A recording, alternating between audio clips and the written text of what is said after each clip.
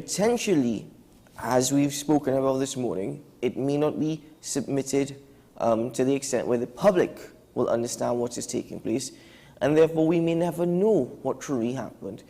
Do you think that the Commission of Inquiry was the most appropriate means for carrying out any investigation into this tragedy? Good question again. The argument is that the OSH agency and the TTPS could have carried out their own final investigations and so on. But in the Commission of Inquiry, we saw very, very eye-opening testimonies from certain players involved. And I am saying that the Commission of Inquiry was a very good avenue to have proceeded. A lot of information, a lot of evidence came out. I would like to publicly thank King's Counsel Lynch and also Senior Counsel Ramesh Lawrence Marge for the very professional way that they handled the Commission of Inquiry. They were equal to all in their treatment, and their main objective was to get the truth out, which I think they did. And, well, we don't know what the contents of the report are, but we all saw the testimonies and so on. And as I said, a lot of eye-opening testimonies and evidence came out that will be very, very useful for the OSH agency and also the TTPS to construct a case and to proceed against the offending parties from that. Mm-hmm.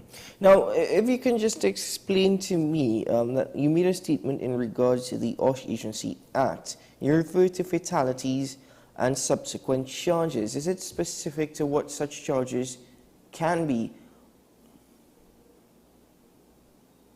Well, you have different, if I understand your question, is what are the charges that can be proffered against a offending party based on the fatalities? Yes. That is what you're asking? Yes. Right. So you have a number of different charges that can arise, right? So obviously 4 people died. This accident could have been totally prevented, and there are duty of care clauses in the OSH Act. So for example, the first one from section 6 basically is that an occupier/employer has to provide a safe and healthy working environment for their employees. So one will look at the context of how these guys died and really see was the workplace, in this case it was the divers in their work environment under the sea there, was it really safe? What went wrong? So arising from that section 6 clause now, you have different sections coming into place. So for example, the risk assessment, section 13A, which states clearly that a suitable and sufficient risk assessment should have been done. Was that really done? Was all the risk associated with that job really captured? And if so, what were the methodology by which the job should have been conducted in a safe manner? And so when you start to drill down here and into the different parts of the job, you have different parts of the OSH Act that could come into play, and each breach attracts a fine and also possible jail time. Mm-hmm.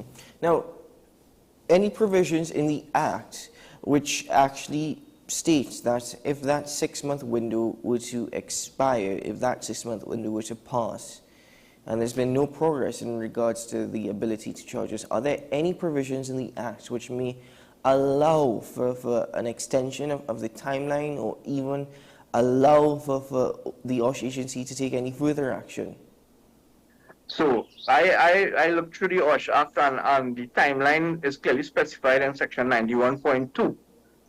This hence the reason why we are making a call for the report to be submitted to the relevant authorities as soon as possible, because literally time is ticking away. And we don't want a situation where you're handling this report 2-3 months down the line and you don't give the regulatory bodies enough time to build a case against those responsible. So that's a very good question again, because I haven't seen any provision in the OSH Act concerning an extension to this 6-month window specified in section 91.2, and it may be a case for a lawyer to interpret. Mr. Ali, I think another point that we've noted this morning, based off of what you've publicly stated previously and following this conversation, is that there's a need for the OSH Act to actually be reviewed, comprehensively reviewed, and perhaps updated, if that be the case, even following this conversation this morning? Yeah, I totally agree with you. There are different areas of the act to be well, should be reviewed. I think one glaring omission is the lack of diving standards. There are no compulsory diving standards right now in Trinidad and Tobago that governs diving related activities for workplace purposes. And there should be, as part of the regulations, this is my opinion now, there should be a diving regulation which clearly specifies what the minimum requirements are needed to carry out, to be complied with in carrying out high-risk jobs, especially for the oil and gas and petrochemical sectors, whenever diving-related accidents occur, whenever diving-related operations are being carried out, there should be some sort of regulation governing diving operation. That's one. There are a number of different areas that need to be looked at also. For example, working at heights, there needs to be regulations in place for that. So you are correct. There are different parts of the OSH Act that probably needs updating to help manage the different areas of the workplace environment in Trinidad and Tobago. A lack of specifics regarding diving in TNT, that also puts the OSH agency in a very difficult position, given the accident itself and the rescue operations, the procedures that were in place. But I'm pleased. Well, I want to disagree with you there, because the way how the OSH Act was constructed, as I said in Section 6, it gives the employer / the occupier the responsibility for providing a safe system of work, right? So even though there were not diving regulations in place, and from the TTBS side, the Trinidad and Tobago Bureau of Standards, there was not any compulsory diving standards. What I'm saying is that there are best international practices available, and especially for the oil and gas and petrochemical sectors, which are considered high risk. One would expect that the companies involved in high-risk activities use best international standards in play. So to say that we didn't really have that diving standards compulsory in Trinidad and Tobago, to me, is not adequate enough, because of the fact of the high-risk nature in these industries and the potential for fatality, which unfortunately occurred last year in the Paria compound, where 4 divers lost their lives. So clearly something went wrong. And the commission, the investigation that has been done so far, would have been trying to unearth what went wrong, who are responsible. And now it is the role of the regulatory bodies to take over from here now, use the evidence and generate their report and generate charges to keep those responsible in a court of law. Now, I fully agree with you in regards to something as went completely wrong. I don't think anyone at all could try to debate that or test that at all. But I fully agree with you. I would like to add also that the OSH Act also covers the whole aspect of emergency response, which is based on the risk assessment.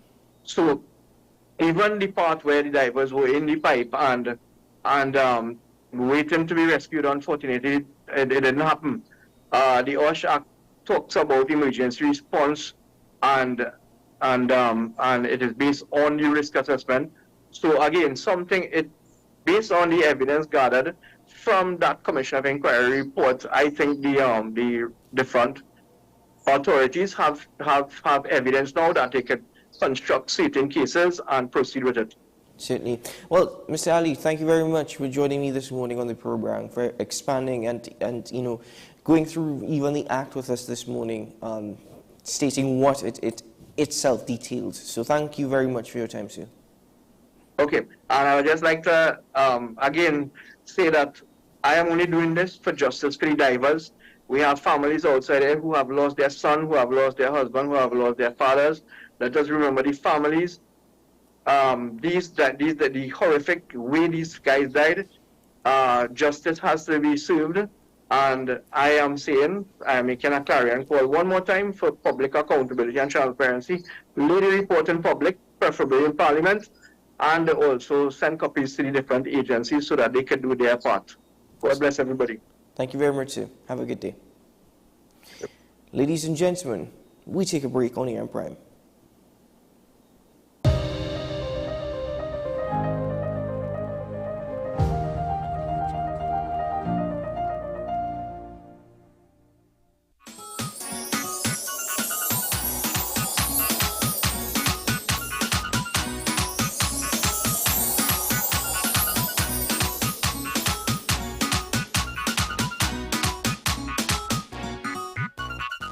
Let the home store turn your house into a home you love. We offer household items, lawn and garden, paint center, hardware, plumbing, lighting and electrical, toys and storage solutions. And just for you this Christmas, come check us out for great gift ideas and all your Christmas decorations. 6 convenient locations: 6th Avenue Barataria, The Falls at West Mall, Pennywise Plaza Chaguanas, C3 Center Branch, Christmas Store at C3 San Fernando and Eastgate Mall, Trin City. Check out our Facebook page for more information and come visit us today. The Home Store. Turn your house into a home you love.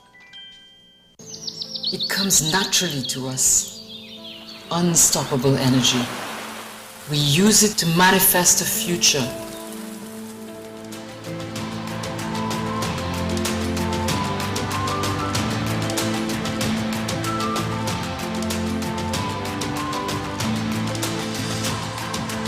A future where energy takes new forms and is used in new ways for all of us. The new age of energy is here.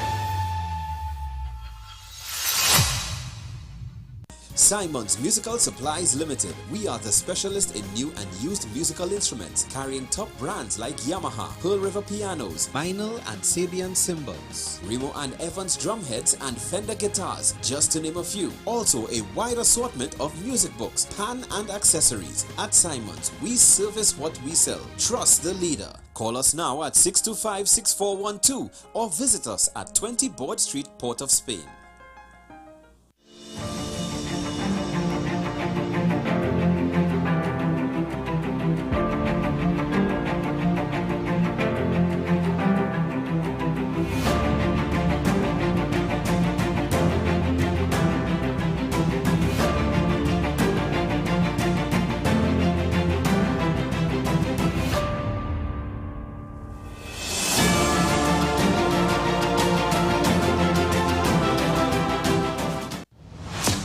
Is it politics? What is it? Is it that nobody cares about sports? The kind of support that sport used to get in the past is no longer here. The thing is, taking a knee doesn't mean that that's the only thing you're doing on it. Right. Taking a knee along with other stuff. Samantha, what are you looking forward to when you return home to Trinidad and Tobago after winning the title? Thank you very much for speaking it into existence. Is there no pressure on Nicholas Ball? It makes me more motivated to work hard and to go out there and rep the red, white and black. Why are we sending a team to the Winter Olympics? There are a number of Trinbagonians who are in the diaspora and have grown up in winter sport. It's an opportunity that the Trinidad and Tobago Olympic Committee will not close the door on. I also believe in the players that we have. Once you can motivate the players, you can get the best out of them.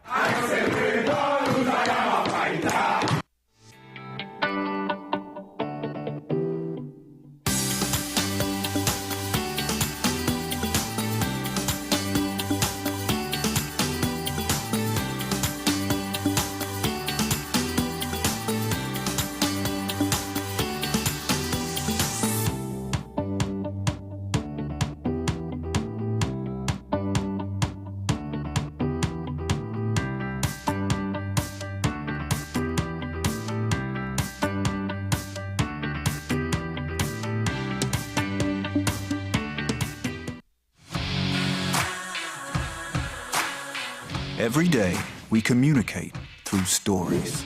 Stories of ourselves, our challenges, our goals, our experiences, and our aspirations.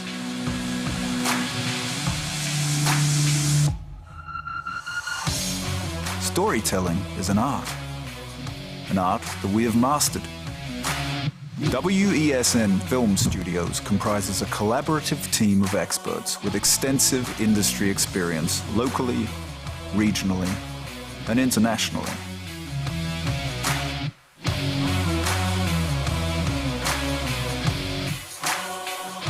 The ability of your business to successfully communicate with your preferred audience depends on the strength of the stories you tell. Your vision should be communicated in a high-quality, professional, and creative way.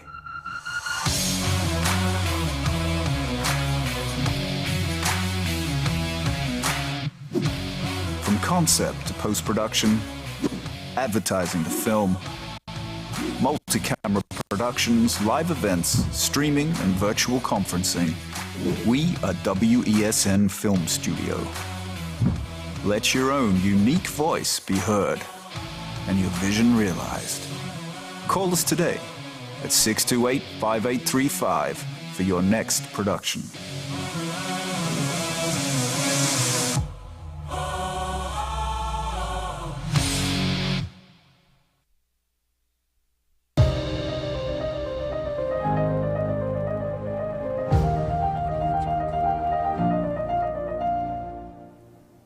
Welcome back to the program, ladies and gentlemen. Thank you for making the time to be with us this morning.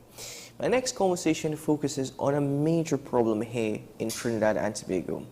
Yes, we focus on NCDs, but this morning we're focusing specifically on diabetes. Now, the escalating number of cases of diabetes here in Trinidad and Tobago is astounding. And as the disease becomes more and more part of our population and the lives, it really as part of the everyday life of many citizens here in TNT, we have to understand how it is that we can actually try and fight this. Now, it doesn't necessarily mean preventative measures, because there are a number of babies who are actually born with diabetes, so it may actually boil down to effective management as well.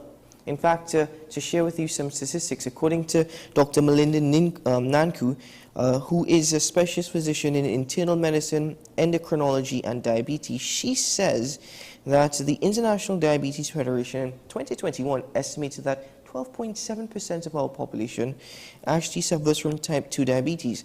That's expected to increase to over 15% by 2045. In fact, the International Diabetes Federation suggests that TNT spent US $180.1 million in total diabetes-related health expenditure in 2021. Again, that's expected to increase by the end of this year to over 188 million. I share with you that statistics because, as I mentioned, effective management, and a part of this, of course, is diet. Now, businesses across TNT are exploring options, but there's one business that's actually already put forward a strong footing in catering or creating an inclusive environment for diabetics, and I think it's the best type of food of all, and that's desserts. I welcome this morning to the program the founder and baker and artist at Unicakery, Miss Naomi Anderson. Hello. Hi, good morning. Thanks for having me today. Well, thank you for joining me. Let me start. Tell us a bit about Unicakery. So Unicakery started as a passion project. It's actually a labor of love. I started in 2017, primarily working out of home, and I also had a full-time job as well.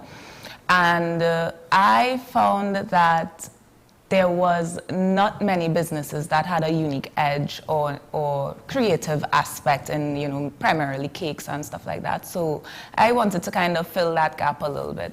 And well, over the years, I migrated to teaching. So it's not necessarily migrated, but pivoted to teaching. Now, you've also explored catering for diabetics, which is a huge part of who we are now, right, with TNT suffering from so many NCD factors. But is that challenging, actually trying to be more inclusive? And I say that because trying to be more inclusive encompasses a lot of things, but is that really challenging? So the idea really is to try and educate yourself as much as possible. I try to educate myself as much as possible, because when you're dealing with anybody that has any type of dietary restriction, you want to make sure that it's as personal as possible and that you don't, give them anything that could possibly harm them, because, we learn that diets are really important, when you're dealing with persons with diabetes, anybody that might have any allergies or anything like that. You want to be really careful. So the most important thing for me is, I'm big on education because I teach. Right, so the most important thing for me is really having thorough consultations with customers that have dietary restrictions, especially diabetes, just to make sure that, okay, any of the ingredients that are typically commonly found in baking is kind of that we could substitute, or make substitutions that are still delicious and cater for them. So then those consultations, how important are they for you as a baker in incorporating diabetic-friendly principles in the work that you do? It's very important because there might be some ingredients that you might... People hear diabetes and they think, okay, sugar. Sugar, obviously, pastries and cakes are like 90% sugar, right? But then there might be other ingredients that, our bodies can't tell what is what. So when we eat flour, that digests and breaks down, it turns into sugar, starches, right? So it's important to know that, okay, sugar, yes, but what other ingredients can be substituted in place of flour, that could better accommodate them. And then through the consultations, we would know, okay, is there anything specific in your diet that we can maybe substitute or get a recipe that works, to make the item that you would want to get and still have it taste good. And then, we kind of go back and forth until we come up with something. Taste is important. It's the first thing that comes to people's eyes. Yes. No sugar in the flavor. What's going on here? Yeah, taste is quite important. I'm a vegetarian. I'm not a vegan yet. Sometimes I kind of dabble in that lifestyle a bit. And the hardest thing is to find diet-specific desserts that actually taste good. Like, they can look as amazing as possible, but if it's not tasting good, then what's the point, right? And trust me, I've had some desserts which look absolutely amazing and don't taste good at all. But apart from the consultation process, what are perhaps some of the other methods or some of the other principles in your process? So after the consultation, the next step would be the development part of the recipe, to actually make sure that we kind of can create something with the dietary restrictions. Because if you have a recipe that uses normal flour in the ingredients listing, and the customer might not want that, they might have to use something else in place of that to kind of accommodate the diabetes, right? We might have to find a recipe or develop a recipe that is specifically still chemically correct that could create that item and still have it taste good. So you've actually developed a number of recipes? Yes, I dabble in recipe development. That is quite amazing. So the next thing apart from teaching is authoring cookbooks. Yes, correct. But in this process that you've gone through, what are some of the ingredients, what are some of the substitutes, and even things that you've learned as a chef? So a lot of big substitutes for sugar, for example, you'd have like stevia, which is a natural sweetener that comes from a plant. I mean, sugar comes from a plant too, but the stevia is a little more safer to use in place of flour, which is a big one because, again, like when you're doing recipe development, flour is 100% of the recipe, and then all the ingredients are a percentage of the flour, right? So we substitute. Sometimes you'd find recipes that use, so for example, the donuts that I would make, we would use almond flour in place of flour. So it mightn't have the same texture as a traditional donut, but it would have its own unique flavor because of the substitution. But this sounds rather expensive. This sounds, and that's a huge part because I completely understand that you're catering to really a large part of our population, and you're creating an inclusive environment. But isn't this very costly? So while it can be costly, we still try to cut costs as much as possible. So if we are using a really expensive ingredient as a substitution, for example, the almond flour, which can go for almost $100 a pound, right? We would cut costs on another aspect. So instead of maybe using a high-fat butter, we'd probably opt for a vegan-friendly margarine, which tends to be a little more on the cheaper side. So it kind of balances out the costs. Have there been anything difficult to substitute during this course? Because it's good that you've recognized that in almost every area there are substitutes. There are more dietary-friendly substitutes, and even economically it's more friendly to use this. But have there been any challenges in finding something that we just simply cannot substitute? Yes, it's very challenging. So not every recipe you can afford to substitute, for example, the flour, or some recipes just taste better with using, classic sugar, right? So sometimes there might be a little bit of compromise. So again, through the consultation, we would speak with the customer, and then we would best come up with what dessert would be, best for them to have that would still help them, make their special occasions a little extra special for them, a little more memorable, and not to let them feel alienated from enjoying these things because of, what they might be suffering with. So have you noticed any increases in toll in the number of individuals coming forward and ordering such from you? Well, because I would have slightly pivoted away from the ordering aspect, I still do it. I'm more in the education side of it. I do have persons that message me and ask if I'll be offering any classes that would be about desserts that cater for, diabetics, gluten-free, vegan, and stuff like that. So I've had an increase in that. And well, generally, I would already have the options available just so that the diabetics can see what they can have, and then, well, after speaking with them, we would come up with something.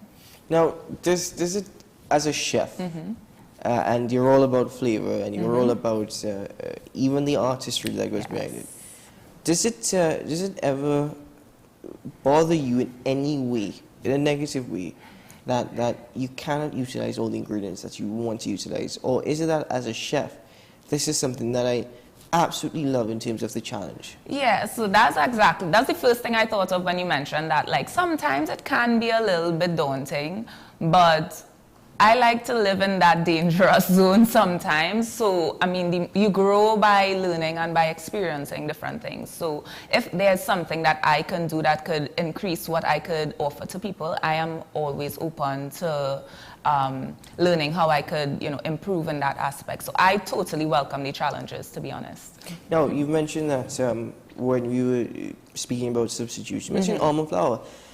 $100 a pound, which is kind of amazing. But, if we were to explore other options, is this something that could be marketed more, something that could be available on our shelves? As in the almond flour? No, not almond flour, but specifically these types of desserts or foods.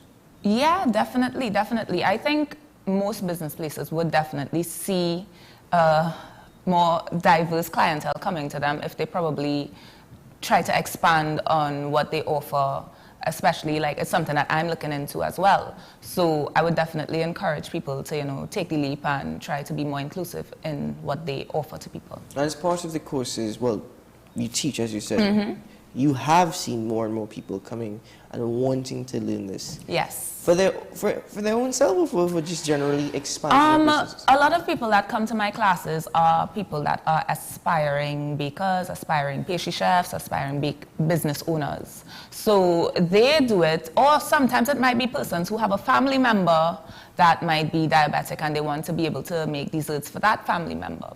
Right, so I would just see that these people are either doing it to probably make gifts for their loved ones, or to just expand on their offerings if they want to be able to go into business. Now, through this particular timeline, what have you learned about diabetes or diabetics? Well, it is something that is also in my family as well. So I learned definitely that it's a lot more than just, sugar. You have to be really conscious of what you eat. And it's definitely a lifestyle change that is involved in, living with something like that. So it just opens my eyes a bit to, the different ways that people have to live and experience, Certainly. Well, Ms. Anderson, thank you so much for joining me this morning. Thank you. It's been an absolute pleasure. And the next time you make donuts, please let me know. Oh, for sure. I'm looking at, because I saw a photo of Ms. Anderson's chocolate donuts. I'm like, wow. I'm curious to even know how you substitute chocolate, but I don't want to ask you all your secrets on it. So, Right. but thank you very much. It's been a pleasure.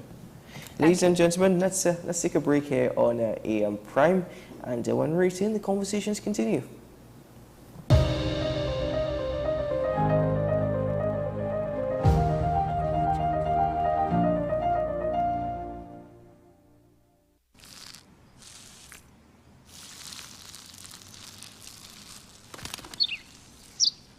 Maybe he landed here totally by coincidence. But if by chance he's admiring your fresh coat of Benjamin Moore soft sky blue, well, that's a pretty high compliment. Coming from an expert.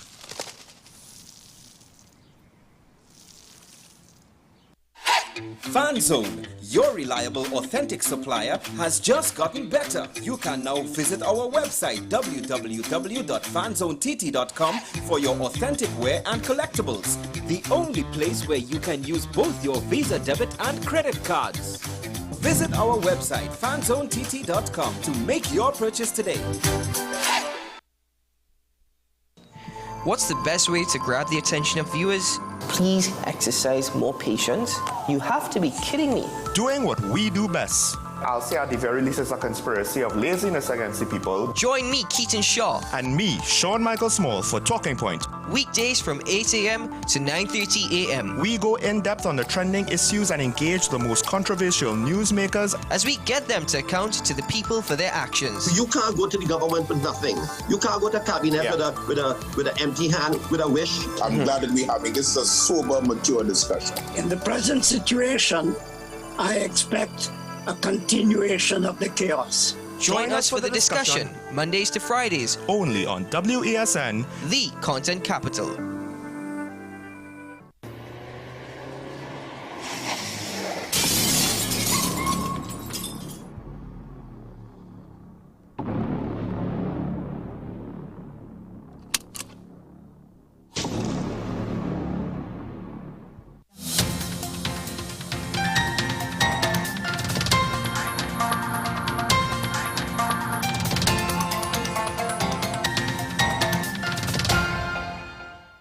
Here is your WESN News on the Hour. I am Sierra Ali. Thanks for joining us. Here are the headlines. PEP appointed new interim political leader. Police arrested 4 men and seized excavation equipment in illegal quarry operation. A 71-year-old man shot dead while in his gallery. Regionally, Guyana's vice president addresses Venezuelan invasion concerns at UN summit. Now for the details. The Progressive Empowerment Party has appointed Lima McLeod-Wilkinson as its new interim political leader. In a statement, the PEP said it is pleased to announce a significant development in its leadership structure. It said, after extensive deliberation, the deputy political leaders expressed their heartfelt appreciation to Philip Edward Alexander for his dedicated fight against corruption and injustice in Trinidad and Tobago, as well as his role in aspiring politicians to become better leaders. The PEP added that upon careful consideration, they have appointed Lima McLeod-Wilkinson as the interim political leader, effective immediately. She will be supported by Akil Camps and Marissa Prasad Paribu as the deputy political leaders. Police arrested 4 men and seized excavation equipment on Saturday after the multi-agency task force acted on reports from the Forestry Division relative to illegal quarrying being conducted in the area known as 5 Acres, Vega de Oropouche, Sangre Grande. The MATF commenced investigation plan Vauxhall as an intelligence-based thrust to interdict illegal actors and conducted extensive surveillance of the area. They obtained information and intelligence, which highlighted different illegal operators conducting unlicensed and unauthorized mining, digging, and processing activities in the area, which is designated as a part of a forest reserve. During the early hours of Saturday, 2nd December, MOPS with MATF investigators entered the 5 Acres Forest Reserve, where they observed persons operating excavators to dig material, load trucks, and move dirt-type material at various points at the site. On Friday night, tragedy struck in Morva as a 71-year-old man identified as Wendell Stewart of D. Nombrega Street. Reports indicate that around 10 p.m., Stewart was in the vicinity of 9 Stories Morva when a passing car unleashed gunfire. Stewart, along with 2 others, was struck by the hail of bullets. Despite efforts to treat the gunshot wounds, Stewart succumbed to his injuries, while the other 2 victims are currently receiving medical attention for their injuries. Regionally, despite the government's assurance that Nicolas Maduro is unlikely to initiate an invasion of Guyana after Sunday's referendum, Guyana's Vice President Dr. Barra Jagdeo asserts that the government is taking precautionary measures, fostering defense cooperation with its allies. While attending the United Nations Climate Summit in Dubai, Dr. Jagdeo addressed concerns, urging Guyanese citizens not to succumb to unnecessary worry. Venezuela, for the past 50 years at least, has been telling the people of Venezuela that Essequibo belongs to them. So you've seen many opposition parties in Venezuela say, why do you need a referendum to go and reaffirm that Essequibo belongs to us? So, but what was important for Maduro would have been the size of the victory. And from all that we have seen, it was a low turnout victory that he had. Well, that's it. News on the hour on WESN. I am Sira Ali. Thank you for watching.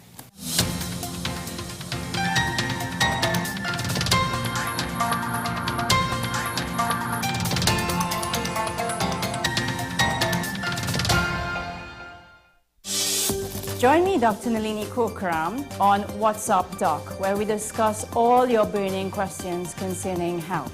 Trinidad and Tobago is among one of the highest risk group of patients that develop this form of genetic breast cancer. What I'd like to take home from a short interview like this, screening. You must screen. Because it's silent. It's silent. Yeah. And because it's silent, you don't know it's there. What's Up Doc, every Tuesday and Thursday on WESN, Content Capital.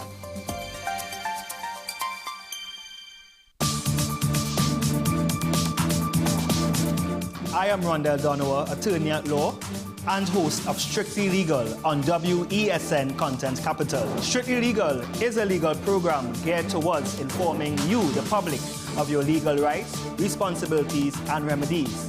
So be viewing Thursdays, 10 a.m. to 10:30 a.m. My name is Carl Media. I'm the founder and the host of Ever Increasing Voice Ministries. Join me every Saturday and Sunday on WESN, this powerful station, at 9 a.m. on Saturdays, 1 p.m. and 7 p.m. nightly. Also on Sundays, I'll be on at 7 a.m., 1 p.m. and 7 p.m. at night time. When you come here, we are getting people heavenly ready.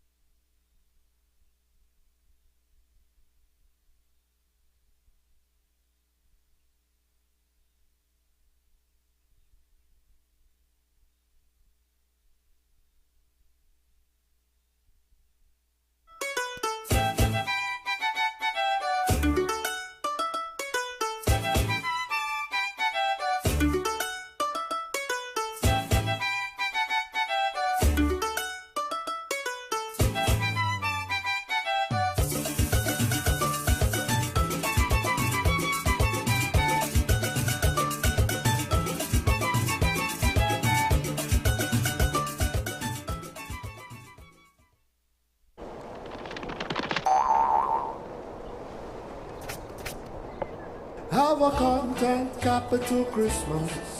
It's the best time of the year. Now I know we have no snow, but Christmas is still here.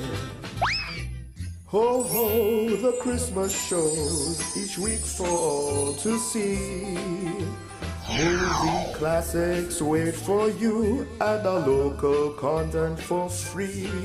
Have a content capital Christmas, and in case you didn't hear, oh by golly, have a content capital Christmas this year.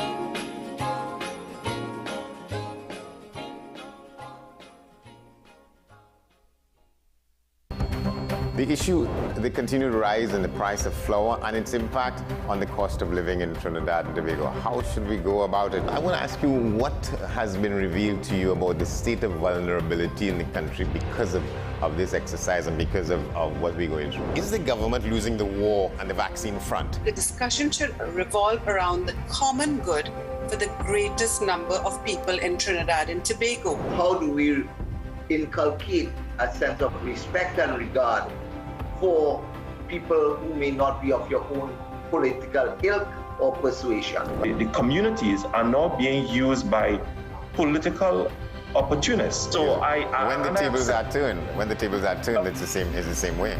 Okay, this has been 10 questions. I'm Andy Johnson, and we'll see you next time.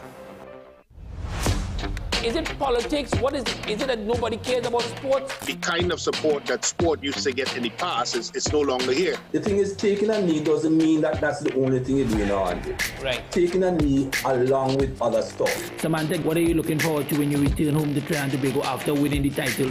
Thank you very much for speaking it into existence. Is it no pressure on Nicholas Ball? It makes me more motivated to work hard and to go out there and rep the red, white and black. Why are we sending a team to the Winter Olympics? There are a number of Trinbagonians who are in the diaspora and have grown up in winter sport. It's an opportunity that the Trinidad and Tobago Olympic Committee will not close the door on. I also believe in the players that we have. Once you can motivate the players, you can get the best out of them. What's the best way to grab the attention of viewers? Please exercise more patience. You have to be kidding me. Doing what we do best. I'll say at the very least it's a conspiracy of laziness against the people. Join me, Keaton Shaw. And me, Sean Michael Small, for Talking Point. Weekdays from 8 a.m. to 9:30 a.m. We go in-depth on the trending issues and engage the most controversial newsmakers as we get them to account to the people for their actions. You can't go to the government with nothing. You can't go to cabinet with an empty hand, with a wish. I'm glad that we're having this is a sober, mature discussion. In the present situation, I expect a continuation of the chaos. Join us for the discussion, Mondays to Fridays, only on WESN, the Content Capital.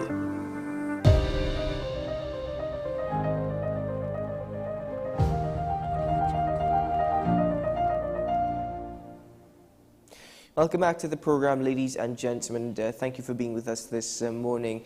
Well, as we get into the last conversation of this edition of AM Prime, I'm pleased to welcome the General Secretary of HOPE, Ms. Melissa Ragunanan Naimath. As you are aware of, we've been having conversations on AM Prime as well as on Talking Points, debating over this political party and whether or not it's a new party with the same old, or is this really what it intends to be? Well, I'm joined by Ms. Ragunanan Naimath to further expand on that, as well as to look at the HOPE political party from a youth perspective. So good morning and welcome to the program. Good morning. Good morning to our viewers. Good morning, Trinidad and Tobago. Well, thank you so much for joining me. Let me ask you, why are you involved in politics? Or why do you want to get involved in the political landscape of Trinidad and Tobago? Trinidad and Tobago is heading down a very bad road, should I say, for lack of better words. And we really need to stand up as citizens of Trinidad and Tobago and try to get back on track. We all know the ills in society today. We know that crime is at the front burner. We know that cost of living is an issue. We know that there are many problems that Trinidad faces right now. The economy is stagnated, even though they said that there was growth in the last budget, but it's very, minimal growth. And as a young individual or a young woman, I think that as citizens of our country, we need to be more patriotic. And we need to take a stand and try to, let our voices be heard and try to do what we can for our country.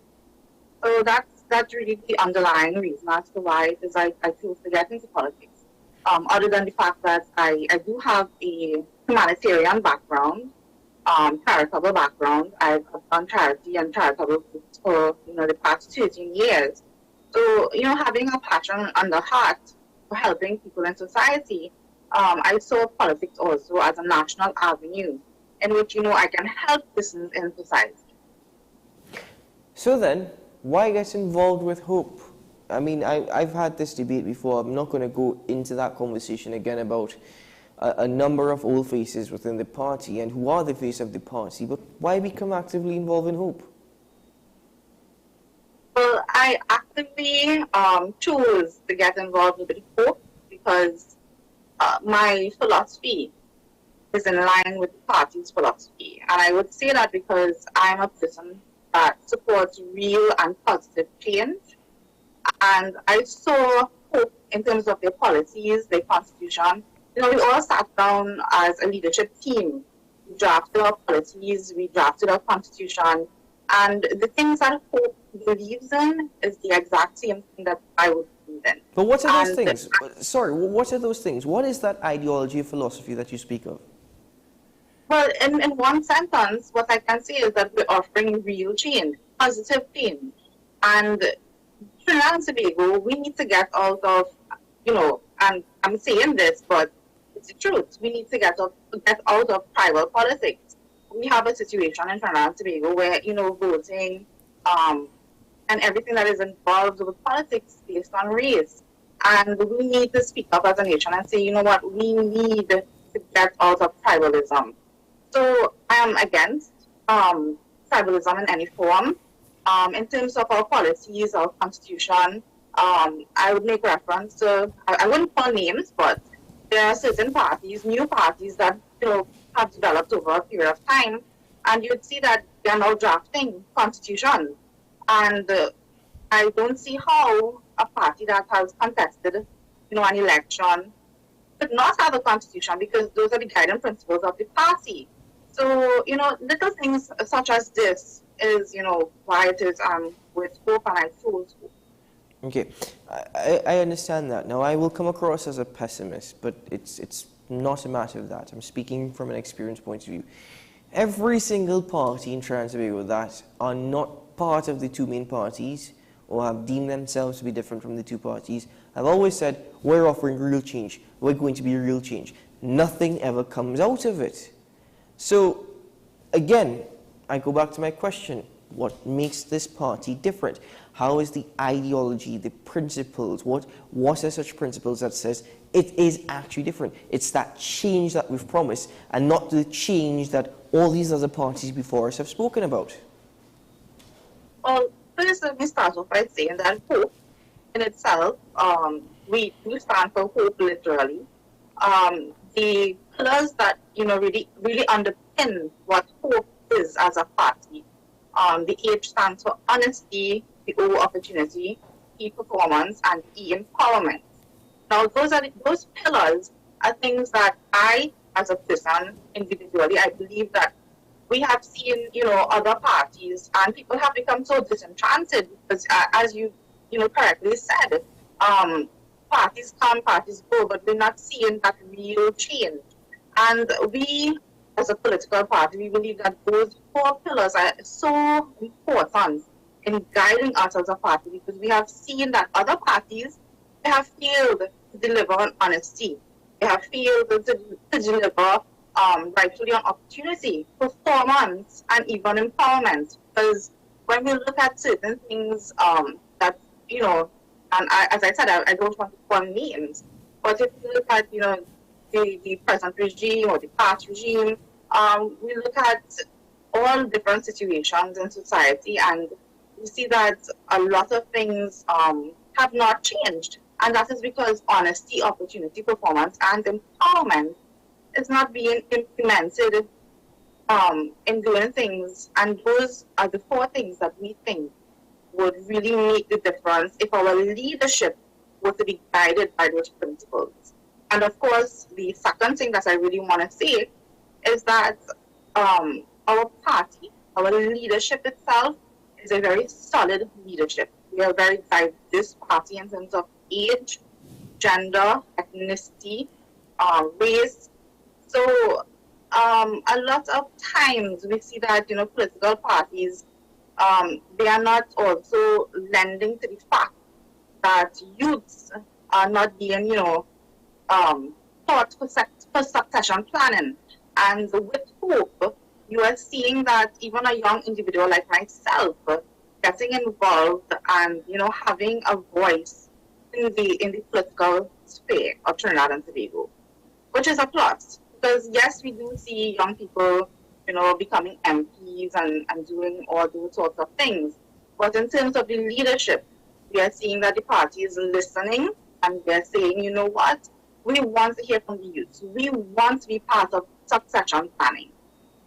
So those are just some of the few things that, I could speak of. So then how is Hope going to actually, as you said, its principles, it's in its acronym, how is it going to actually empower youth? How is it already empowering youth? Because one of the points I made to Mr. Hamler-Smith is that is where a large chunk of your support of votes will come from.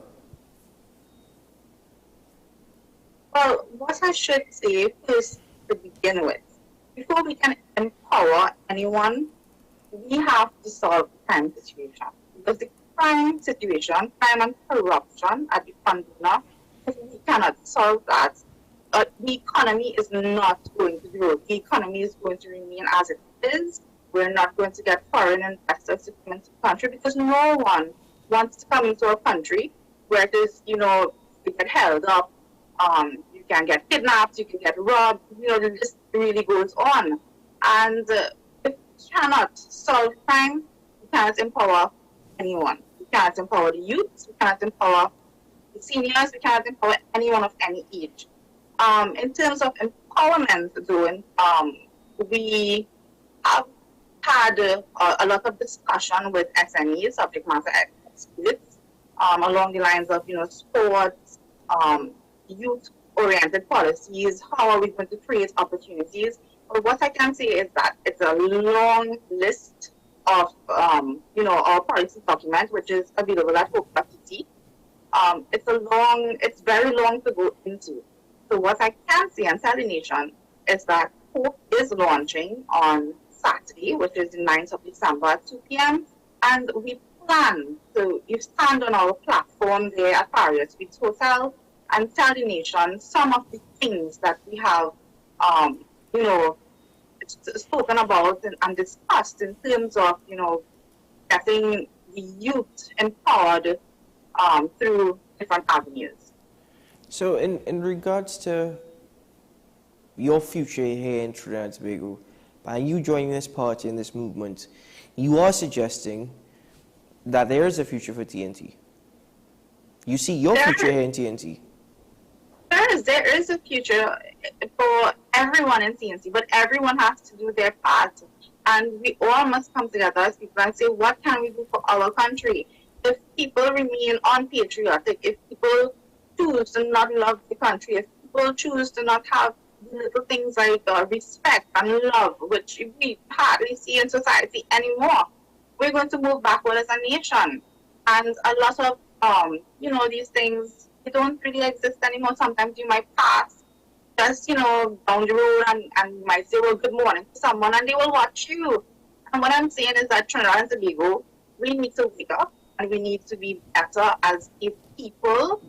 We need to, have respect. We need to show love. We need to have kindness. And really and truly, that's it. Now, let me ask you, how do you think that the population will accept Hope? Do you think, because bear in mind, one of your deputy political leaders indicated that the country could soon see a 1986 moment again, referring to the NER's landslide victory against the People's National Movement, right? And he's saying soon again, so I think he's referring to the next general election. You really think that the population within that time frame would accept the party, and not only that, do you expect to have that level of support? So anything is possible. Anything is possible. And yes, you are so right with the NER, you know, the 3-3, anything is possible. I believe in that. But I also believe that we have to make the difference in terms of, as I go back to honesty, opportunity, performance, and empowerment. We have to make the difference in order to build the trust in the population. And of course, if we look at data, past data trends and statistics, you would see that there are more persons that do not vote. There are more floating voters out there than persons who actually show up to vote. And we see that over time, both for general and the local elections, that number of persons who actually go out to vote has been decreasing steadily. So I believe that there is room for a third party. I just believe also that the right third party has not come yet, because one, people are disenchanted with, you know, what is going on presently in the political landscape. But I also believe that if the right party comes along, and if you have a solid leadership, and if you do what is right, if you do what is honest, if you show people that, you know what, Trinidad and Tobago, we are committed to doing what we say that we will do, we can eventually earn that trust in the population back, and people will begin to, of course, you know, continue to join. I mean, we have been around for 2 years, moving in silence, so to speak. We have been hosting, you know, little cottage meetings all over the country, and the best way to do it is in silence, because you're really building a base as a new political entity. And we believe that, you know, we have a good enough base now that we can come out and launch publicly. So now we have to build the trust of the population in that way. Mm-hmm. Now, the thing is, the name Hope is rather brilliant, because I'll tell you why. In the debates that we were having yesterday on a different platform, given the context of Trinidad and Tobago, we use that word quite a lot. So, you know, a fair part of the party, you know, the acronym is quite effective. But is it the plan to live by such an acronym or by such principles? Because you remember, there's a People's National Movement, and not everybody thinks it's a People's National Movement. There's a United National Congress, question marks over how united they are, a National Transformation Alliance, and I ain't too sure what the transformation is as yet. But the point is, if it is that you're pushing this acronym and you're living by this acronym and you're pushing that these are the standards, the principles we want to live by, fine, fair enough. I understand that. But the biggest challenge that you are going to have as a young person in this party is, and you said yourself, we have a strong leadership, is you're going to have a challenge not only convincing young people about the faces of the party and the heads of the party, but also convincing the disenfranchised older generations in Trinidad and Tobago who are just frustrated with the political atmosphere. And that's a challenge that's going to fall on you, because you're General Secretary of the party. It is. It's going to be a gigantic task. And we know this we know, but we have to remain committed, and we want to remain committed in ensuring that the public knows that, you know what, Hope is here to stay. And that is exactly why we chose, you know, before we you know, launched out and whatnot, that we had, you know, our papers intact. We did our constitution, because we believe that we must have, you know, those elements in place before you actually launch out. People are not going to take you seriously if you don't have a constitution that guides you as a party. People are not going to take you seriously if you don't have certain things or certain elements in place. So we have ensured that before we launch on Saturday, which is, you know, the 9th of December, that we were able to put the many, you know, working parts together to ensure that they are, you know, concrete. all we have to do now is to ensure that we build trust, as I said before, in the population, and show them that, we are here to stay and that we're not going anywhere, and we're committed to doing what we said that we're going to do. But you're sounding as though you're hoping there is hope for hope. No, I'm not saying at all that I hope there's hope for hope. I know that it's a task that we know, because we already know that Trinidad has, they're predominantly either for one party or the other, and that is a task that we will have to overcome. But our target audience, we're not saying that we're going to target, one particular target group. What we're saying is that we're an all-inclusive party, and if those from those groups see a difference and they want to, come along and join the Hope family, they are free to do so. But we are really targeting the disenchanted. We are targeting those that do not vote. We are targeting those that are looking for that better option, and they haven't seen that option yet. And I do plan to live by our maxim, which is hope. And you just have to wait and see as a nation what hope has in store. Only the population can know what hope has in store and decide for themselves based on action. There's a lot of talk and no action.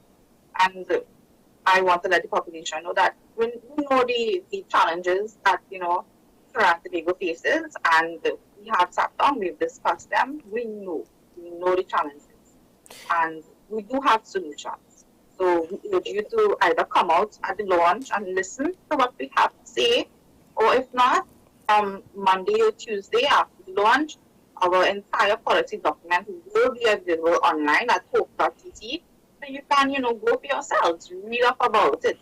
And of course, people need to understand that if they want change, they have to, again, I'm stressing on, come out of tribalism, come out of tribal politics. Certainly. Well, I think you're right in suggesting that patience is needed. We need to practice patience. Something that everyone here in TNT needs to learn is patience. So, that's a fair point. And let's see what happens on Saturday. Let's hear what those in the party have to say. And I look forward to your policy document being released next week. So, yes, I will give you that. The party is to be officially launched on Saturday. And if we are to be fair, we look forward to what's to come out of it. But also, I think it's rather admirable that as a young person, you've decided that this is what I want to get involved in, this is what I want to do. The simple reason being is because we have a lot of brilliant people in Trinidad and Tobago who want to be a part of change, who want to see change happen and make a difference. And, well, they feel as though it's suicide getting involved in any sort of politics or political party. So in that regard, Ms. Melissa Raghunan and Naimath, I will tell you, well done. Let's see what happens. Thank you very much. Yes, I remain committed to seeing that real and positive change. And that's what we need. Trinidad and Tobago is going down very bad slope, and young people, everyone, as a matter of fact, everyone need to, really come out, and we are the ones that, put people in power to do certain things. So our actions will speak louder than words. Certainly. Thank you very much for your time this morning. All the very best to you. Thank you very much. Thank you for having me, and you have a blessed day. Have a great day. All the best. Ms. Melissa Raghunan Naimath, the General Secretary of Hope, the party which is promising honesty, opportunity, performance, empowerment here in Trinidad and Tobago. Now, I will say that for any young person who wants to get involved, who wants to become active and make a change, and it's not even necessarily politics, it's just simply what you do on a daily basis, we could all champion that. As a young person, sometimes I feel frustrated, well, not sometimes, all the time. I think that's what drives the show many a times. But I'll tell you what, I don't care what your background is, I don't care who you are, where you come from, I don't care what political affiliations you hold. As long as there is credible positive change and development for TNT, I will always support that. And I think anybody here in Trinidad and Tobago will support that. And if you do get involved with a political party, don't get caught up in the fact that I need to do this because it's the only way I'm going to climb and make progress. That's when you get trapped in that selfish mindset and you're no longer serving TNT, you're serving a political party and you're serving yourself. So bear that in mind, people. But anyway, thank you very much for joining me this morning on AM Prime. It's always a pleasure. Wishing you guys a safe day ahead, a productive day ahead. And, well, as I mentioned yesterday, the final month of the year 2023. Time for some reflection, people. Time for some reflection. Learn some of the lessons from the mistakes that we've made this year. And if we can just take an ounce of opportunity and make that difference in 2024, well, TNT will be a lot sweeter, won't it? I'm Keaton Shaw. This has been AM Prime on WESN Content Capital, the premier platform for Caribbean content. And I'll see you again tomorrow morning. Bye-bye.